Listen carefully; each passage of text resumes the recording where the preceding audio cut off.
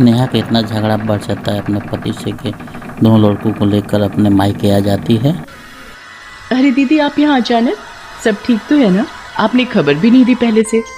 हाँ क्यों, तुम्हें कोई प्रॉब्लम है? अभी मेरे मम्मी पापा जिंदा हैं यहाँ। अरे नहीं दीदी, आप गलत समझ रहे हो। मुझे क्या दिक्कत होगी? कहकर नेहा अपने कमरे में चली जाती है। अरे बच्चों, जल्दी जल्दी यहाँ आओ, देखो मेरे पास क्या है तुम दोनों के लिए। फिर बच्चों को टॉफी देती हैं। बच्चे बाहर खेलते हैं। नेहा के बात सुनकर सरिता गुस्से में रहती है। अरे चाय वाय मिलेगी मुझे इस घर में या मुझे खुद ही बनाकर पीनी पड़ेगी? यहाँ क्या लोग कम थे जो ये आकर मेरी छाती पर बैठ गई मूंग दलने? मैडम को चाय भी कमरे में चाहिए। चिचियाती हुई सरिता किचन में जाती है, सबके लिए चाय बनाती है। सबके लिए एक साथ ही चाय ले चलती हूँ, वरना जहाँ 2 सेकंड लेट होंगी फिर कोई आवाज लगाएगा, चलिता चाय दे दो, जैसे सरिता बहू नहीं काम वाली बाई हो। गुस्से में सभी को चाय नाश्ता कराती है। माँ जी, अब मैं थोड़ी देर सोने जा रही हूँ, प्लीज मुझे कोई डिस्टर्ब नहीं करना, और आपकी लाडली बेटी को कुछ चाहिए हो तो आप खुद ही करके दे देना प्लीज। तभी वह नेहा के बच्चे आकर नानी नानी करते हैं। नानी नानी, मम्मी टीवी देख रही है और मामी सो रही है, आप ही नहला दो हमें। हाँ हाँ मेरे बच्चों, क्यों नहीं, नानी है ना, चलो मेरे साथ। नानी दोनों बच्चों को बाथरूम में ले जाती है। टाइल्स पे उसके पैर फिसल जाते हैं और नानी सर के बल गिर जाती है और वहाँ से एक चुड़ैल बनती है और बच्चों को वही प्यार दुलार करती है। चुड़ैल बन के फिर भी नहलाती है। बड़ी देर हो गई, ये बच्चे कहाँ निकल गए?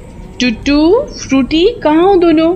पता नहीं ये नालायक बच्चे कहाँ निकल गए, बिल्कुल अपने बाप पर गए हैं। ढूंढते ढूंढते वो बाथरूम में पहुंच जाती है। अपनी माँ को लाश देखकर अचानक चौंक जाती है। अरे ये माँ को क्या हो गया? कोई है, मेरी मदद करो। चीखने चिल्लाने से सरिता का नींद टूट जाता है। ओहो, अब क्या आफत आ पड़ी इस माँ की लाडली को। ससुराल छोड़कर मायके में आकर पड़ी हुई है, एक तो ऊपर से मेरी नींद हराम कर रखी है। सरिता आवाज की तरफ पहुंचती है गुस्से में और सास की लाश देखकर। ओहो, इस बुढ़िया को भी अभी मरना था। ये काम का बोझ मेरे ऊपर डालकर खुद चैन की मौत मर गई। सारी बातें नानी चुड़ैल सुन रही है। अच्छा, तो ये विचार है पद्मिनी के मेरे बारे में। दोनों बच्चों छत पे खेल रहे हैं पकड़ा पकड़ी। तब तक अचानक उसका पैर फिसलता है और वो नीचे लटक जाती है छत से और बच्चा जाता है नीचे बुलाने के लिए। नेहा को बुलाता है। मम्मी वो फ्लूटी फ्लूटी छत, मम्मी फ्लूटी छत। नेहा सुने बगैर डुगडुग को एक चाटा मार देती है। तुम दोनों को पूरा दिन कोई काम नहीं सिवाय खेलने के। फ्रूटी ने ये कर दिया, टुटू ने वो कर दिया, सारा दिन यही सब। इससे पहले नीचे गिरती तब तक नानी चुड़ैल आकर उसे बचा लेती है।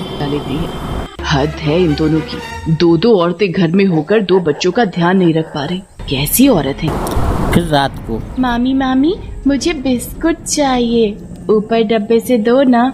क्यों री, तेरे बाप का घर है या तेरी माँ यहाँ कमा कर रख गई है बिस्कुट? चल भाग यहाँ से। सरिता उस बच्ची को किचन से भगा देती है।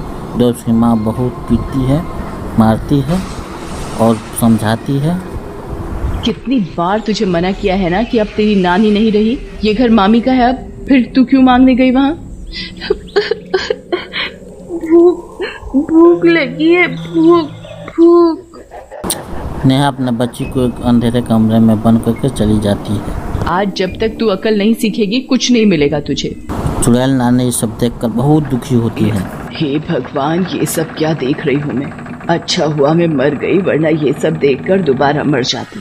इतने छोटे छोटे बच्चे हैं और ये जालिम औरतें आपसी गुस्सा बच्चों पर निकाल रही हैं। एक माँ होते हुए भी अपनी लड़की की भूख की परवाह नहीं, और मामी को अपने गुस्से के आगे कुछ दिख ही नहीं रहा। चुड़ैल नानी सबके खाने के बाद किचन में पहुंचती है और बच्ची के लिए पराठे बनाती है और फिर उस अंधे कोठरी में ले जाकर उसे खिलाती है।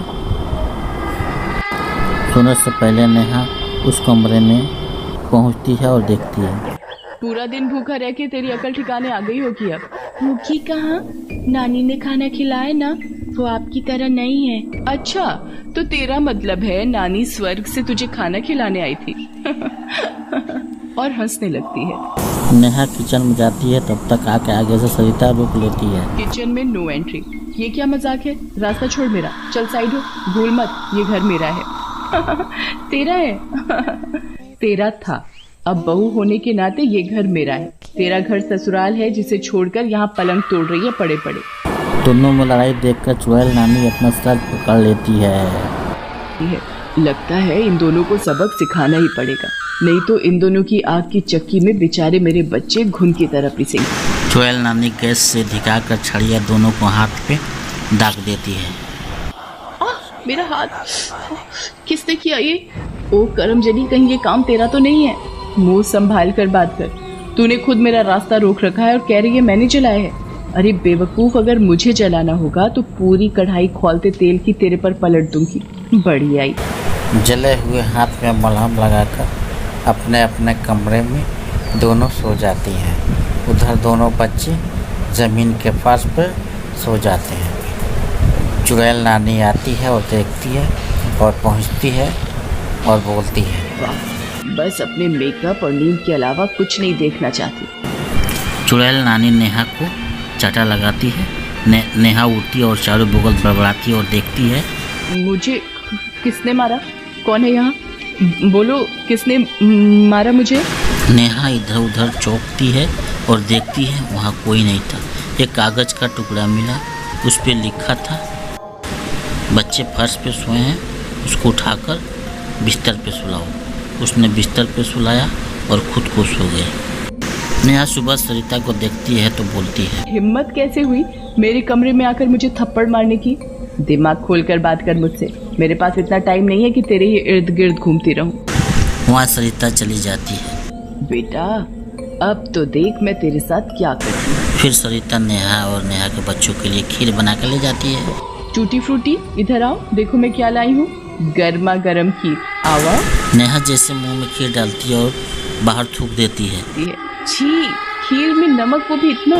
यह सुनकर चुड़ैल नानी खीर के बर्तन जमीन पे गिरा देती है। अरे बदतमीज हो, सारी खीर गिरा दी। चुड़ैल नानी गुस्से में एक डंडे लाकर उसे मारती है। और डांटेगी मेरे बच्चों को? चल डांटना। सरिता को डंडे का मार महसूस होता था, पर कोई दिखाई नहीं देता। कौन है? सामने आओ मेरे। कौन है? पर चुड़ैल नानी रुकने के नाम ही नहीं लेती है और सरिता अपने बच्चे को अपने कमरे में लेकर चली जाती है। इधर चुड़ैल नानी परेशान रहती है। होती है, आज तो मैं समय पर आ गई तो बच्चे बच गए, पर हर बार ऐसा होगा तो बच्चों की रखवाली करना मुश्किल हो जाएगा। मुझे ही अब कुछ करना पड़ेगा। चुड़ैल नानी नेहा के पति के घर जाती है। बेटा सुनो। कौन है वहाँ? सामने आओ मेरे। बेटा मैं हूँ, नेहा की माँ। पूरी कहानी बताती है। बच्चों की सुनकर बहुत दुखी होता है। बेटा वहाँ ना उनकी माँ उनका ध्यान रखती है, और सरिता का स्वभाव तो तुम्हें पता ही है। बस माँ जी, मैं समझ चुका हूँ कि मुझे क्या करना है। अगले दिन ही बच्चों को लेने पहुँच जाता है। टूटू फ्रूटी। पापा पापा पापा पापा। चलो बच्चों, पापा के साथ अपने घर चलो, पापा आपको लेने आए हैं। तभी वहाँ नेहा पहुँचती है। जी मैं भी आपके साथ चलना चाहती हूँ, मुझे भी ले चलिए और मुझे माफ कर दीजिए। बेटी के घर बसते बहुत खुश होती है चुड़ैल नानी। सरिता भी खुश रहती है और नानी कभी कभी अपने बच्चों से मिलने उन्हीं घर बसते बहुत खुश होती है चुड़ैल नानी।